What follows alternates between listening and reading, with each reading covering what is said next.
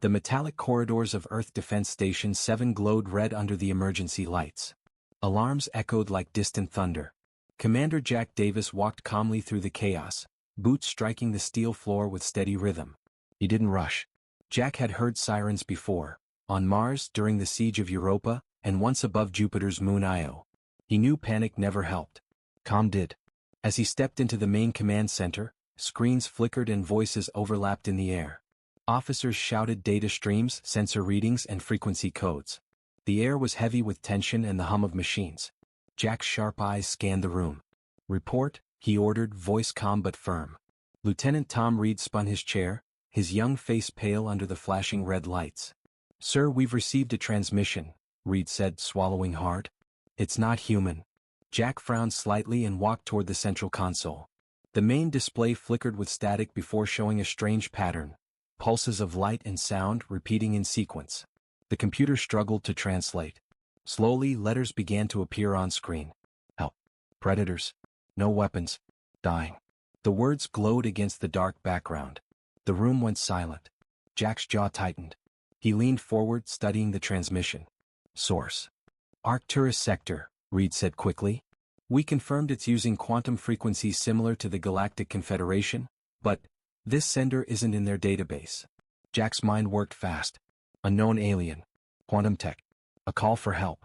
And those words, predators. No weapons. Dying. It wasn't the first distress signal humanity had received from the stars. But this one was different. It was directed specifically to humans. He could feel every officer in the room waiting for his reaction. "Patch it through the translator again," he said. "Enhance audio." The speakers came alive with static, then a faint, trembling voice, soft, high-pitched, filled with fear. The alien words didn't translate perfectly, but the emotion did.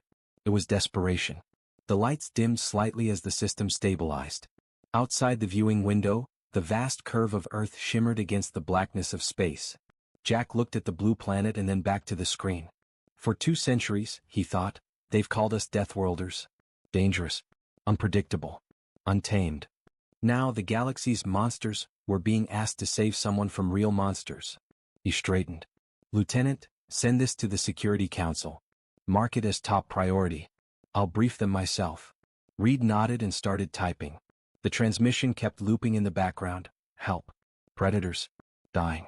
As Jack turned to leave, a low vibration shook the deck. Another signal? No. The alarm tone changed, a secondary alert. Reed looked up again. "Sir." The transmission's repeating at multiple frequencies now. It's spreading through subspace channels. "Meaning?" Jack asked, already knowing. "It's reaching other systems. Whoever sent it, they're desperate. They're trying to make sure anyone answers." Jack's voice dropped. "And we did." He walked back down the corridor toward the briefing room. The red lights still flashed, reflecting off his sharp features. Memories of old battles flickered in his mind. The smell of burnt ozone, the sight of shattered ships drifting silently. Humanity had come far, but the scars of war never faded. Inside the briefing room, the giant hollow map of the Arcturus sector rotated slowly in the air. The signal source blinked as a single red point, isolated in the black void. Jack stood before it, alone for a moment, and whispered under his breath, "Whoever you are out there, hold on." 2 hours later, the council met in urgent session. The holographic display replayed the alien message again and again. Scientists argued about its meaning. Diplomats worried about political fallout. Soldiers like Jack stayed silent. The president finally turned toward him. "Commander Davis, you've seen the data. What's your assessment?" Jack looked up. "Someone out there is dying," he said simply. "And they asked us, not the Confederation, us." Murmurs rippled through the room. Some saw opportunity. Others saw danger. Admiral Martinez folded her arms. "Sir, the shock fleet is ready for deployment. Fastest ships we have. They can reach Arcturus in 4 days." 4 days? Another counselor said. "That signal could be a trap. What if they lure us out?" Jack turned his head slightly, voice steady. "Then we find out who's setting the trap. And we end it." The council chamber fell silent again. For a moment, all anyone could hear was the hum of the hollow display and the repeating alien message. "Help. Predators. No weapons. Dying." Finally, the president nodded slowly. "Prepare the fleet." Hours later, the hangar bay of Earth Defense Station 7 came alive. Engineers ran across the deck. Fuel lines hissed. Massive engines glowed blue as the ships powered up. Jack stood on the command deck of the EDS Resolute, watching as the other 5 vessels lined up in formation outside.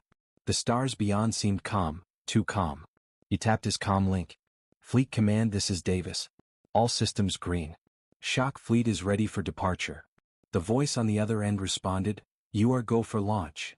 The engines ignited, filling the hangar with blinding light. The ships began to move, slow at first, then faster, breaking through the docking shields and into open space. The moment they cleared Earth's orbit, Jack looked at the holographic projection of the signal again. It pulsed once, faint but steady, like a heartbeat in the dark. He whispered to himself, let's hope we're not too late. The fleet accelerated into the void, leaving behind a trail of blue fire and a silent Earth below, unaware that humanity was about to face something far worse than war. Because somewhere in the darkness, something had cried for help. And something else had heard it too. The stars stretched into long white lines as the EDS Resolute entered faster than light travel. The hum of the engines filled the bridge, steady and deep, like the heartbeat of a giant. Commander Jack Davis stood near the main viewport, hands clasped behind his back. Outside, space looked calm, but the silence carried a weight he could feel in his bones. ETA to Arcturus system, 4 days, reported Lieutenant Reed from his station. Jack nodded. Maintain course and full readiness. Keep scanning the signal. I want updates every hour. Yes, sir. The crew worked quietly. Even with advanced tech, the emptiness of deep space always made people uneasy. Too much silence. Too much unknown. Jack sipped a packet of synthetic coffee and looked at the pulsing blue hologram of the SOS. It was repeating endlessly, help. Predators. No weapons. Dying. He wondered who had sent it and whether they were still alive. Day 2, the signal changes. On the second day the signal flickered. Commander, Reed called out, his voice tense. The transmission's shifting. I think it's reacting to us. Jack turned sharply. Show me. On the screen the alien code began to rearrange, pulsing faster. The translator struggled, then displayed new words. You came. Hurry. They are here. The crew exchanged worried looks. Jack's voice was low but firm. Origin confirmed? Yes, sir. Still from the same source. Planet Arcturus 4. Market. Increased to maximum FTL speed. The stars outside blurred faster as the fleet pushed forward. The air in the command center grew tense, as if everyone could sense what waited at the end of the jump. Day 4, arrival. Dropping from FTL in 5, 4, 3. The ships emerged into real space with a flash of blue light. The Arcturus system unfolded before them, a small yellow star surrounded by 4 planets. Jack's eyes immediately locked on the 4th planet. Arcturus 4 hung in the void, half covered in swirling green clouds. It should have looked peaceful, but it didn't. Magnify surface view, Jack ordered. The screen zoomed in, and the bridge fell silent. The planet's surface was scarred. Cities lay in ruins. Fires burned across continents. Strange black shapes moved in the smoke, crawling and swarming like insects. Reed whispered, "Are those life forms?" The computer zoomed closer. The black shapes were alive, tall, thin, with too many limbs, moving in chaotic patterns. Their skin shimmered like wet metal. "Predators," Jack muttered.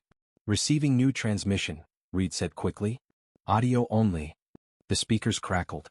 A voice came through, broken, weak, trembling. "This is the people of Urali. Please, help us. They come from the sky. They eat the light. We cannot stop them." The voice ended in static. Jack stared at the planet, jaw tight. "Fleet-wide broadcast," he said. A tone echoed across all 6 ships. Jack's voice filled the comms. "This is Commander Jack Davis. What you're seeing is not a simulation.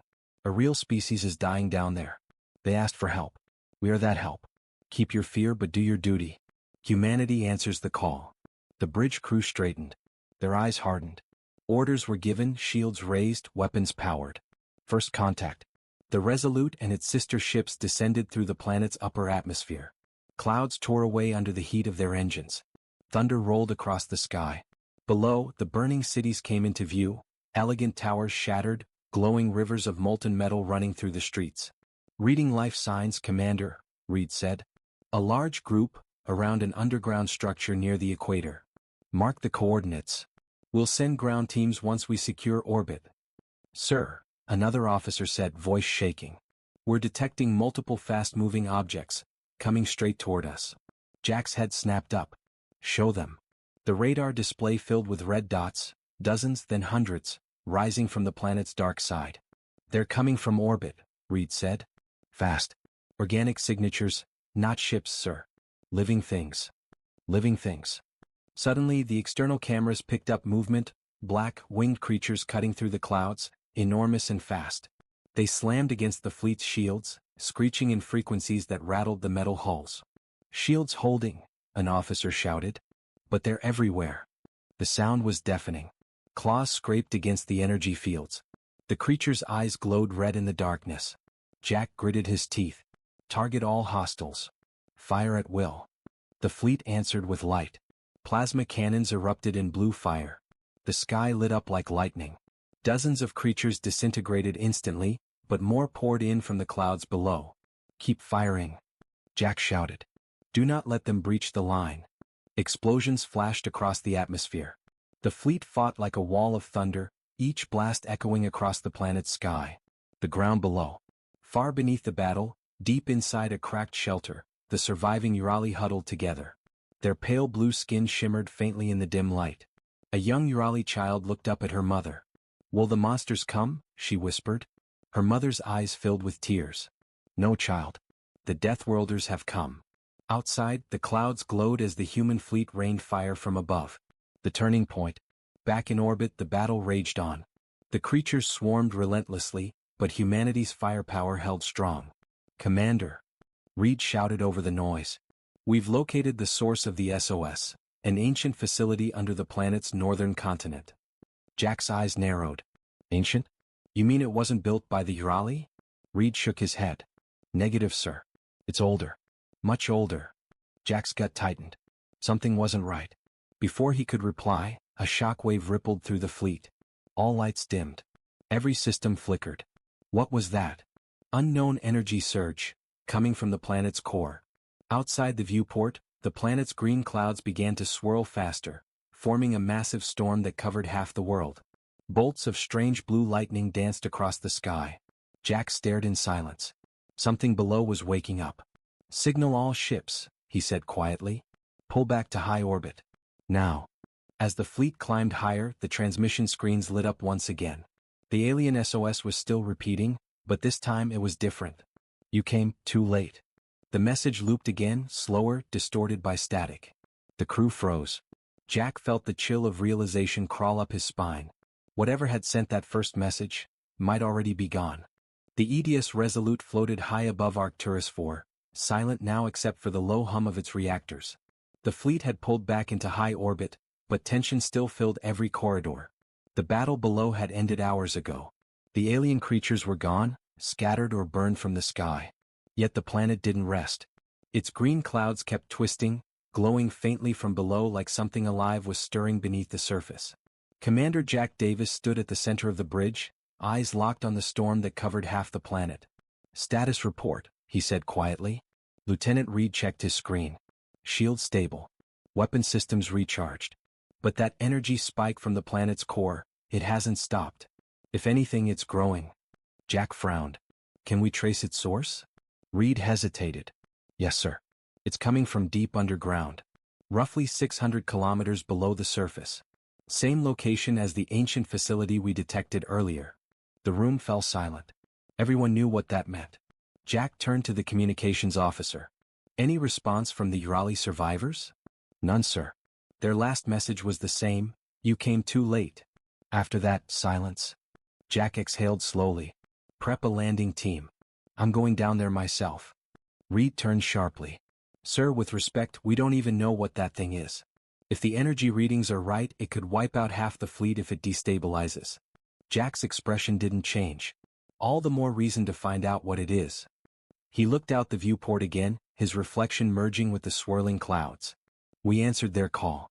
We finished what we started. The descent. The shuttle Valkyrie 1 detached from the Resolute and plunged into the planet's thick atmosphere. Lightning danced across its hull as it broke through the storm layers. Inside, the landing team sat strapped in, 4 Marines, a science officer, and Jack at the front. The air was tense, filled with the faint hiss of rebreathers and the sound of engines straining against turbulence. Approaching the coordinates, said Dr. Elena Garcia, her hands shaking slightly over her instruments. I'm reading massive energy output, some kind of fusion signature, but it's not artificial. It feels alive. Jack glanced at her. Alive. She nodded slowly. Like a heartbeat. The shuttle broke through the last layer of clouds, revealing the surface below. The ground was cracked and blackened like volcanic rock, but beneath the cracks glowed rivers of faint blue light. In the distance stood enormous ruins, towering structures half buried in ash and mist. Those don't look Urali, one Marine muttered. They aren't, Dr. Garcia said softly. These are far older. Maybe millions of years. As they approached the ruins, the sensors began to fail. Screens flickered. Static filled the comms. Power interference. Reed's voice came faintly from orbit. Signals dropping. Commander, get what you can and pull out fast. The shuttle landed with a hard thud near a cracked stone archway. Jack unstrapped his harness and stepped into the open air. The sky above was a swirling green storm, but the ground below was eerily calm. There was no wind. No movement. Just silence. Let's move, he ordered. The ruins. The team moved cautiously through the ruins, flashlights cutting through the fog. Strange markings covered the walls. Symbols unlike anything in human or Confederation languages. Dr. Garcia stopped at one wall and ran her gloved fingers over the carvings. These aren't words, she whispered. They're warnings. Of what? Jack asked. Before she could answer, the ground trembled. Dust fell from the ceiling above them. Seismic activity, one Marine shouted. No, Garcia said, eyes wide. That's not the planet, it's coming from below. They ran forward into a vast chamber that opened beneath the ruins. In the center stood a massive structure. A black monolith, covered in glowing veins of blue light. The air around it vibrated, humming with low energy. Dr. Garcia's instruments screamed with readings. It's generating power from the core itself. I've never seen anything like this. Jack stepped closer. Can we shut it down? I don't think it's a machine, she said quietly. It feels organic, like it's growing. The ground shook again, harder this time. Cracks formed in the floor. From inside the monolith, faint shapes began to move. Contact, one Marine yelled, raising his rifle. The black surface split open. Something inside was waking up.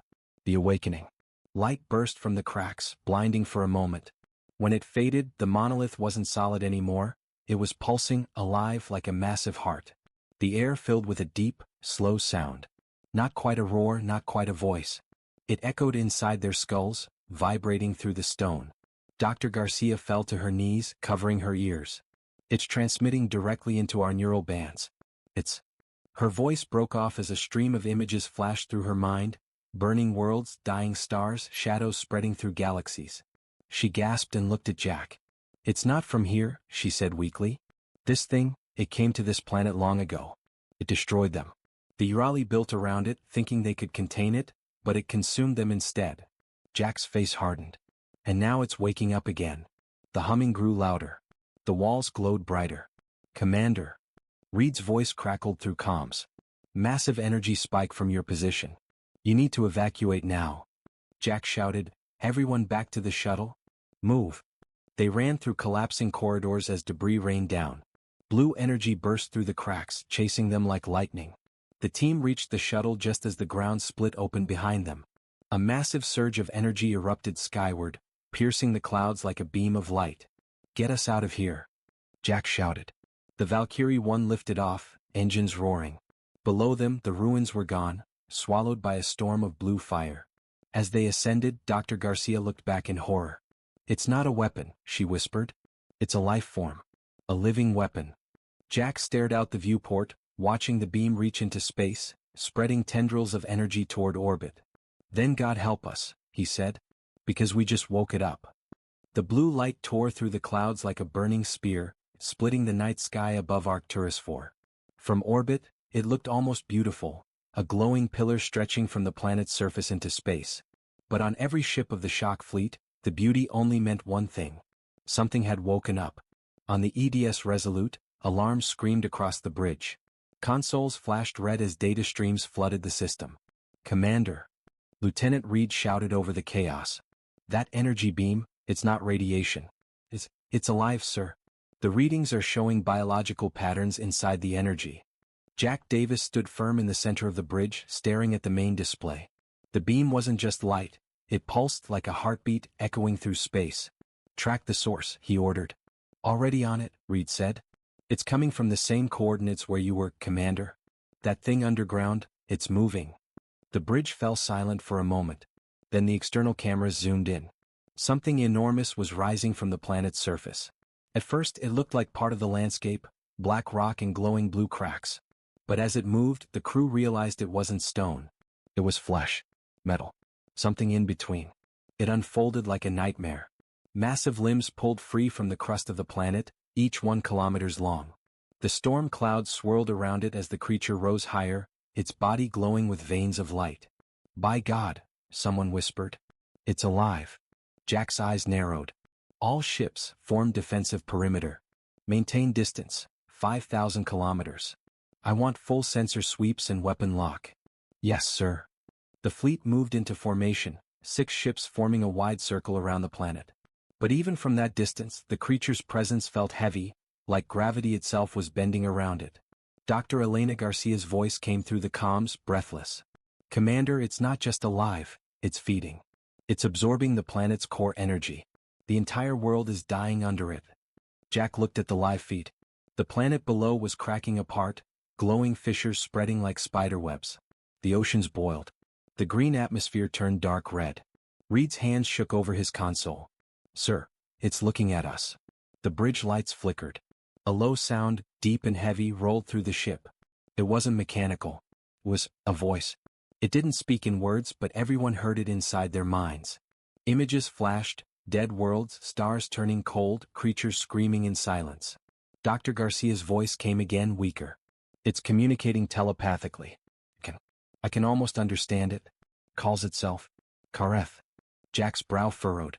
"What does it want?" There was a pause. Then her voice came back, trembling. "It says, it wants to finish what it started." The Urali weren't its first world. The realization hit the crew like ice water. This thing had destroyed others before, maybe hundreds of worlds. And now it was free again. "Commander," Reed said quietly, "orders?" Jack didn't hesitate. "Arm all weapons. Target the entity. The battle begins."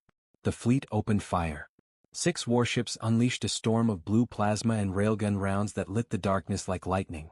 The creature took every hit, explosions rippling across its massive body, but it didn't fall. Instead, it turned its head and the stars dimmed around it. A wave of energy burst outward, hitting the ships like a hammer. The Resolute shook violently. Consoles exploded. The crew was thrown to the floor. "Shields down to 50%, shouted the tactical officer. "Main weapon offline. Evasive pattern Delta." Jack barked. "Keep firing." The Resolute rolled hard to the side, narrowly avoiding a beam of blue energy that shot past, tearing through space like a blade. One of the smaller escort ships wasn't so lucky. The EDS Vanguard took the hit directly. On the display, the Vanguard's hull cracked apart. The explosion was silent but bright, a flash that vanished as quickly as it appeared. "Vanguard is gone," Reed yelled. Jack clenched his fists. "We hold the line." The creature roared again, not through sound but through vibration. Every system flickered. The fleet's communication grid went dark for a few seconds. Dr. Garcia's voice broke through static. "Commander, it's adapting. It's learning from your weapon frequencies." Jack cursed under his breath. "Then we change the game." He turned toward Reed. "Activate the shock drives." Reed hesitated. "Sir, those are experimental. If we overload them, we'll blow our own reactors." "Do it," Jack said coldly. "Better we burn than let that thing reach another world." The last stand. The shock fleet regrouped, energy building across their hulls. Blue arcs of light began to form around each ship, unstable, violent, but powerful. "On my mark," Jack said, voice low but steady. 3, 2, 1, fire. The fleet's combined blast struck the creature square in the chest. The impact was blinding, a sphere of energy large enough to light half the planet. For a moment, nothing moved. The shockwave ripped through space. Then, the creature screamed. It reeled backward, blue blood and energy spilling from the wound. The light dimmed across its body. Reed looked at his screens. Direct hit. "It's falling back toward the planet." Jack gritted his teeth. "Keep firing. Don't let it recover." But as the creature fell, something changed. Its body split open, releasing thousands of smaller fragments, dark shapes that began to drift upward like a swarm. "They're coming straight for us," shouted an officer. Jack stared at the endless swarm of fragments. They weren't debris. They were alive. "Pull back," he ordered. "All ships retreat to high orbit." But it was too late. The swarm hit the fleet like a storm. Hull alarms blared. The ship shook violently. The sound of metal tearing filled the air. Jack grabbed the railing as sparks rained down from the ceiling. "Helm, get us out of here." "Trying, sir." The stars outside blurred as the Resolute engaged its jump engines. But as the ship accelerated, a final burst of blue light filled the viewport, a blinding flash from the surface of Arcturus 4. Then everything went dark. When the light faded, the planet was gone. Only dust and fragments remained where Arcturus 4 had once been. The Resolute drifted in silence. Systems were dead. Half the crew was unconscious. Jack slowly opened his eyes, blood on his forehead. "Status," he whispered. Reed's voice came weakly. "The fleet, 3 ships gone. 2 damaged. No sign of the entity." Jack stared into the black void where the planet had been. "Don't be sure," he said quietly. "Things like that don't die easy." The screen behind him flickered once, showing static. Then, for a brief moment, the alien signal returned. "Oh, predators. No weapons. Dying." Only this time, the signal wasn't coming from the planet. It was coming from somewhere inside the fleet. The silence after the battle was heavy. No one spoke. No one moved. Only the low hum of damaged engines filled the command center of the EDS Resolute. Outside, the remains of Arcturus 4 drifted like dust, broken stones and molten metal spinning in the darkness. The planet was gone, erased from existence. Commander Jack Davis stood near the main display, eyes locked on the static-filled screen. His reflection looked pale in the faint red emergency lights. Lieutenant Reed worked at his console, voice shaking. "All systems are stabilizing, sir. Reactor output at 30%. We've lost long-range communication." Jack didn't answer. His mind was somewhere else. He could still hear that voice, the alien whisper that had reached into his head during the battle. "Oh, predators. No weapons. Dying." But this time he had heard something new at the end. A faint echo behind the words, "Inside you." He turned sharply. "Lieutenant, run a full diagnostic. Every deck, every system. I want to know if anything entered the ship." Reed frowned. "You think something got on board?" Jack didn't reply. He didn't need to. The tension in his voice was enough. The uneasy silence. Hours passed. The surviving ships of the shock fleet drifted together, forming a quiet formation in orbit. 3 were gone. 2 others barely held life support. Inside the Resolute, engineers worked tirelessly to patch up the damage. Sparks flew, panels were replaced, wires reconnected. But something still felt wrong. Dr. Elena Garcia sat in the med bay, scanning wounded crew members. Burns, bruises, concussions, nothing out of the ordinary.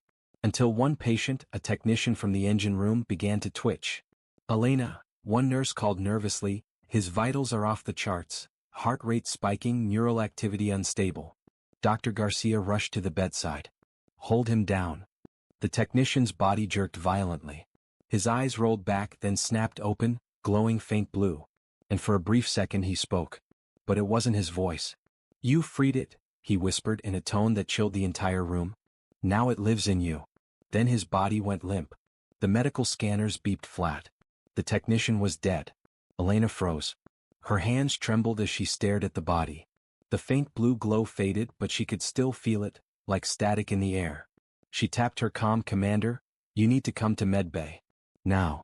The discovery. Jack arrived minutes later with Reed and 2 armed guards. Dr. Garcia explained everything. The glowing eyes, the strange voice, the sudden death. Jack looked at the body. "Run a full scan. Every cell, every molecule." She nodded, already working. The scanner hummed softly, blue light passing over the technician's body. After a few seconds, strange patterns appeared on the screen. Reed leaned closer. What is that?" The image showed microscopic filaments, thin glowing threads running through the man's veins and brain tissue. They pulsed faintly like they were alive. Dr. Garcia's face turned pale. "It's not infection. It's technology. Nanoorganic material, a hybrid of biology and machine." Jack frowned. "A piece of the entity?" She nodded slowly. "It must have released spores, microscopic fragments that latched onto us during the battle. They're inside him. Maybe inside others too. Jack turned to Reed. Scan the entire crew. Right now. The spread. The test came back within the hour. At first there were 3 infected. Then 7. Then 20. By the end of the second hour, 39 crew members showed traces of the same glowing filaments in their blood. And the number kept rising. They're not showing symptoms yet, Dr. Garcia reported. But the material is replicating. It's adapting to their DNA. Reed's voice trembled. It's spreading through the air systems, sir. We can't contain it. Jack stared at the holographic projection, glowing dots representing infected crew. The infection was everywhere. Seal off engineering and medbay, he ordered. No one leaves those sections without clearance. Then he added quietly, if this spreads to the rest of the fleet, we lose everything. The voices. Later that night, Jack sat alone in his quarters, staring at the dark viewport. Stars shimmered faintly in the distance. The room was quiet. Too quiet. Then a whisper. Commander. He turned. No one was there. Who's there? He asked sharply. The voice came again, not from outside but from inside his head. You can't run from what you freed. Jack gritted his teeth. What are you? The air shimmered faintly. For a heartbeat he thought he saw a shape, a dark silhouette standing by the door, eyes glowing faint blue. Then it was gone. Jack steadied his breathing and activated his comm. Reed, report. No answer. Reed. The comm hissed with static, then a faint sound came through. Screams. Gunfire. Jack grabbed his weapon and ran. Containment lost. The hallway outside was chaos. Crew members were running, shouting. Blue light flickered under the red emergency alarms. Reed came into view, firing his sidearm toward a group of infected crew. Their eyes glowed bright blue. They moved unnaturally fast. They're changing. Reed yelled. It's taking over their bodies. Jack joined him, shooting one of the infected square in the chest. It fell but didn't die. It kept crawling, blue veins spreading across its skin. Dr. Garcia's voice came over the ship's speakers, urgent. It's not infection anymore. It's a hive mind. The fragments are linking the infected together. Jack pulled Reed behind cover. We need to isolate the command deck, cut life support to all other sections. Reed's eyes widened. That'll kill them. Jack looked back at the advancing group, glowing blue shapes moving through the smoke. They're already dead, he said quietly. He slammed his hand on the console. Execute lockdown, now. The ship rumbled. Bulkhead doors sealed across every deck. The sound of hissing air filled the halls as vents closed tight. The infected banged against the sealed doors, blue light shining through the cracks. Then silence again. The new signal. On the darkened bridge, Jack stood alone among the flickering consoles. Reed was gone, pulled into the swarm during the lockdown. Garcia's voice had gone silent. The ship floated in orbit, crippled, quiet, and cold. Then the screen lit up. A message appeared, in the same alien symbols as before. The translation followed seconds later. We are not gone. We are within. Jack stared, unable to move. Then another message appeared, this one from deep inside the Resolute's own communication core. Help. Predators. No weapons. Dying. But this time, the transmission wasn't from an alien world. It was from inside the human ship.